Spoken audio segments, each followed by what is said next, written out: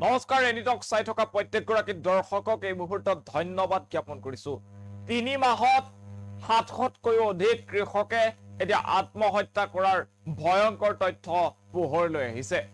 ঋণৰ বোজা খহিব নোৱাৰি এই সকল কৃষকে চৰম পন্থা বাছি লব লগা হৈছে এখন দেশত কোৱা হয় যে প্ৰধানমন্ত্ৰী গৰাকীয়ে কৃষকৰ সকলো সমস্যা সমাধানৰ বাবে যথোপচিত ব্যৱস্থা গ্ৰহণ কৰিছে কৃষকৰ বাবে ইখনৰ পাছত সিখনকৈ অভিলাষী আঁচনি উলিয়াই আছে চৰকাৰখনে কিন্তু তেনে সময়তে এইখন দেশৰে এটা প্ৰান্তত এতিয়া 776 জনকৈ কৃষকে 3 মাহত আত্মহত্যাৰ পথ বাছি লব লগা পৰ্যায় হৈছে 2025 চনৰ জানুৱাৰীৰ পৰা মাৰ্চ মাহলৈকে মাত্ৰ এই 3 মাহৰ ভিতৰত 776 জন কৃষকে আত্মহত্যা কৰিছে কাৰণ এটাই ঋণৰ বোজা সহ্য কৰিব পৰা নাই আৰু কৃষকৰ যি মাটিত আছে সেই মাটিত উৎপাদন হোৱা নাই যাৰ বাবে এতিয়া কৃষকে এনে ধৰণে চকুলো টুকিবলগীয়া হৈছে কেইবাটাও পৰিয়াল নিমিষতে শেষ হৈ গৈছে এই ভয়ংকৰ তথ্য দেশৰ কোন প্ৰান্তত হৈছে সেয়া সবিশেষ এই মুহূৰ্তত জনোৱাৰ চেষ্টা কৰিছো ফুল প্লেটৰ মাধ্যমেৰে 3 মাহত আত্মহত্যা কৰিছে 776 জন কৃষকে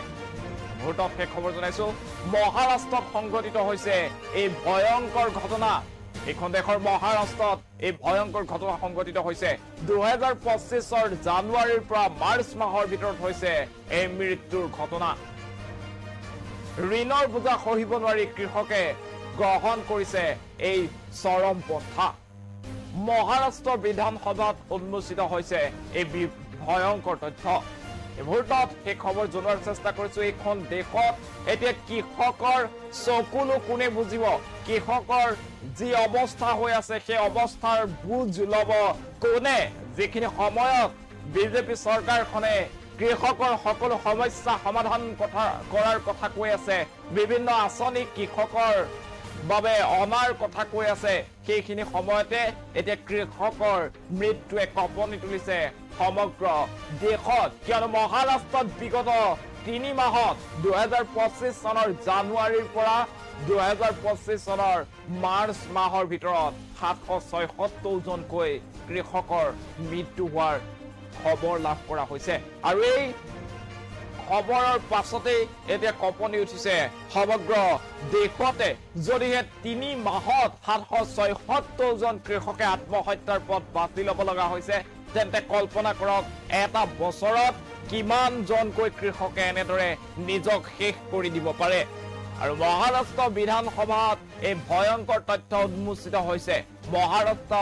বিধানসভাত এজন বিধায়কে কৰা প্ৰশ্নৰ উত্তৰত চৰকাৰৰ বিভাগৰ তৰফৰ পৰা এনেদৰে জনোৱা হৈছে যে বিগত 3 মাহৰ ভিতৰত 776 জনকৈ কৃষকে কৰুণ মৃত্যুক খাব দিব লগা হৈছে এফালে চৰকাৰে ইখনৰ পাছত সিখনকৈ অভিলাষী আঁচনিৰ কথা উল্লেখ কৰিছে চৰকাৰে কৈছে যে কৃষকৰ সকলো সমস্যা সমাধান হ'ব লাগিব তাৰ বাবে পিএম কিষানেই হওক বা অন্যান্য যিকোনো ধৰণৰ আঁচনি যুগুত কৰিছে চৰকাৰখনে কৃষকৰ সামগ্ৰিক উন্নয়নৰ বাবে কাম কৰিছে এই বিজেপিৰ কেন্দ্ৰীয় চৰকাৰখনে কিন্তু তেনে সময়তে এতিয়া মহাৰাষ্ট্ৰ বিধানসভাত উন্মোচিত হোৱা এই ভয়ংকৰ তথ্যই কঁপনি তুলিছে সমগ্ৰ দেশত সকলোৱে ভাবিবলৈ বাধ্য হৈছে আচলতে অন্নদাতা বুলি কোৱা হয় কৃষকক অন্নদাতা কৃষকৰ সেই অৱস্থাৰ কথা এতিয়া কেন্দ্ৰীয় চৰকাৰখনে কেতিয়া বুজিব প্ৰত্যেক বছৰে দেখিবলৈ পাইছো যে মহাৰাষ্ট্ৰত এনে ধৰণৰ কৰুণ ঘটনা সংঘটিত হ'বলৈ আৰম্ভ কৰিছে ক্ৰমাৎ যেন সেই মৃতকৰ সংখ্যা বৃদ্ধি পাবলৈ আৰম্ভ কৰিছে আত্মহত্যা কৰা লোকৰ সংখ্যা প্ৰতি বছৰে বৃদ্ধি পাইছে আৰু ভয়ংকৰ খবৰ আহি পৰিছে এই মুহূৰ্তত 2025 চনত মাত্ৰ 3 মাহতে 776 জন লোকৰ মৃত্যু হোৱাৰ খবৰ লাভ কৰা হৈছে মহাৰাষ্ট্ৰত আৰু মহাৰাষ্ট্ৰ বিধানসভাত এজন বিধায়কে প্ৰশ্ন কৰিছিল যে বিগত 3 মাহত কিমান জনকৈ কৃষকৰ মৃত্যু হৈছিল আৰু সেই প্ৰশ্নৰ উত্তৰত যি তথ্য লাভ কৰা হৈছিল সেয়া শুনিলে আপোনাৰ চকু কপালত উঠিব 2025 চনৰ জানুৱাৰীৰ পৰা মাৰ্চ মাহৰ ভিতৰত মাত্ৰ 3 মাহতে 776 জনকৈ কৃষকে আত্মহত্যা কৰিব লগা হৈছে মাটিৰ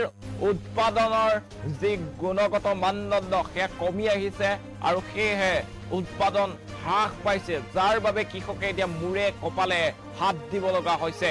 আৰু সেই যি কৃষিভূমি আছে সেই কৃষিভূমিত উপযুক্ত সা সুবিধাৰ অভাৱ আছে, জলসিঞ্চনৰ অভাৱ আছে, সেয়েহে খৰালি তাত খেতি কৰিব পৰা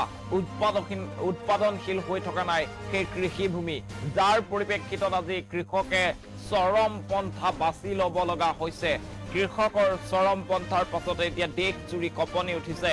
ৰাইজে প্ৰশ্ন কৰিছে যে কেন্দ্ৰীয় চৰকাৰে কৃষকৰ সুবিধাৰ বাবে, কৃষকৰ সামগ্ৰিক উন্নয়নৰ বাবে যিসমূহ আঁচনি যুগুত কৰিছে, যিসমূহ আঁচনিৰ কথা কৈ আছে, সেই অভিলাষী আঁচনিসমূহে আচলতে প্ৰতিজন কৃষকক চুব পাৰিছেনে নাই, সেয়া এই মুহূৰ্তৰ এক ডাঙৰ প্ৰশ্ন। এই মুহূৰ্তত আমি জনাই আছো যে 3 মাহত বিগত 776 জনকৈ কৃষকৰ আত্মহত্যা হৈছে মহাৰাষ্ট্ৰত। আৰু মহাৰাষ্ট্ৰ বিধানসভাৰ অধিৱেশনত বিধানসভাত এগৰাকী বিধায়কে কৰা প্ৰশ্নৰ উত্তৰত এই ভয়ংকৰ তথ্য পোহৰলৈ আহিছে।